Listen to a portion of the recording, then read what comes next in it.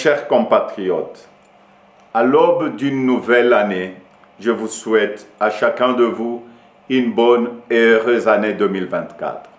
Qui dit année nouvelle, dit résolution personnelle.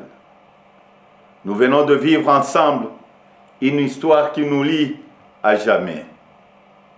Je vous remercie tous pour la grande confiance que vous m'avez manifestée tout au long de la campagne où nous avons pu nous parler et dresser de plans d'avenir. Je remercie tous mes alliés pour leur soutien. Je vous remercie tous pour le vote massif que vous m'avez accordé.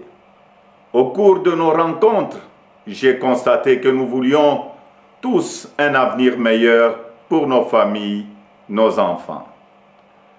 La sécurité pour tous, la santé, les écoles, l'eau, l'électricité, de routes, de ponts, de bacs, de l'emploi, le salaire décent, un logement. Toutes ces choses simples qui devraient faire la dignité de tout Congolais, nous en rêvons. Je n'ai pas oublié les espoirs que vous avez placés en moi. Je n'ai pas oublié non plus vos exigences sur la qualité de celui qui doit gouverner notre pays. Vous me l'avez clairement exprimé.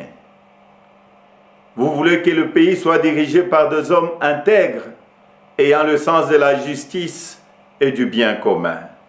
Vous exigez qu'on vous rende compte et qu'on vous associe plus étroitement à la gestion du pays, tant au niveau national, provincial que local.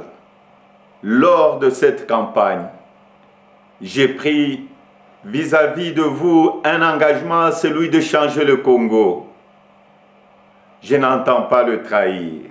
Depuis le braquage électoral du 20 décembre, dont nous sommes tous victimes, nous vivons une énième usurpation de notre souveraineté. De partout, j'entends monter des cris d'indignation, des cris de contestation, des cris de colère, des cris d'exaspération. Au mépris de l'expression populaire, un régime issu de la fraude, de la tricherie et du fait accompli veut s'imposer à nous.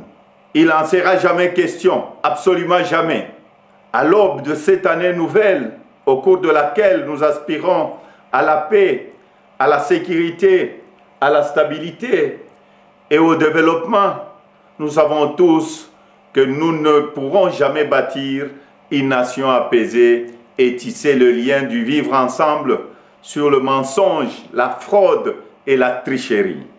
Nous ne pourrons jamais bâtir un pays, un État, une nation sans retrouver notre fierté qui appelle à pouvoir choisir librement nos dirigeants. Le serment de liberté que nous ont légué le Père fondateur repose sur le lien sacré qui doit exister entre le peuple congolais et ses représentants. Tromper notre peuple ne fait qu'aggraver la lancinante crise de légitimité qui perdure dans notre pays et nous fait passer à côté de grands espoirs. Mes chers compatriotes,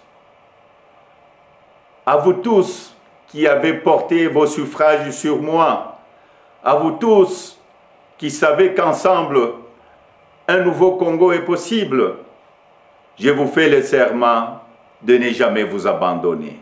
Nous entrons aujourd'hui dans une autre phase de notre quête pour la liberté. Nous devons ensemble soustraire notre pays des mains de la prédation, de la corruption, de la gabegie et de toutes les injustices. C'est pourquoi, avec d'autres compatriotes, avec les forces sociales et politiques et prise de liberté, un sursaut citoyen est nécessaire. Sauver notre démocratie est devenu plus qu'une priorité. C'est un devoir et je ne faillirai pas à mon devoir citoyen. Raison pour laquelle je vous demande de ne pas baisser le bras, de ne pas céder au découragement ou au pessimisme, mais bien au contraire, de reprendre la marche que nous avons engagée ensemble. Parce que rien n'est fini, tout est encore possible.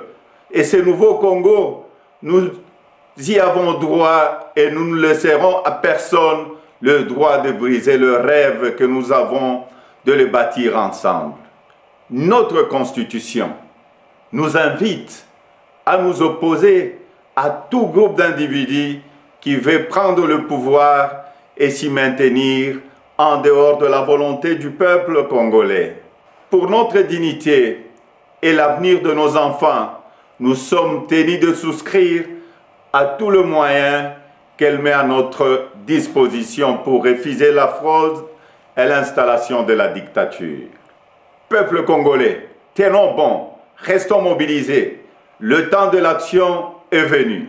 Par des actions pacifiques, démocratiques, nous allons résister et reconquérir notre droit le plus légitime, celui de faire échec à la fraude et de reprendre en main notre destin avec les dirigeants de notre choix.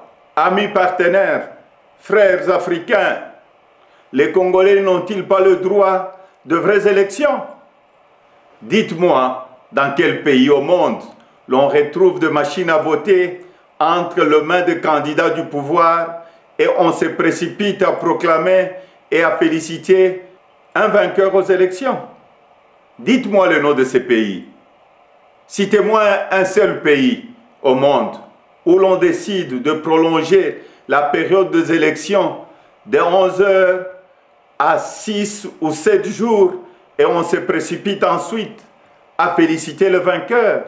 Citez-moi un seul pays dans le monde où on proclame le vainqueur sur la base de bureaux de vote et de machines à voter dont on ne connaît même pas le nombre au jour de l'élection.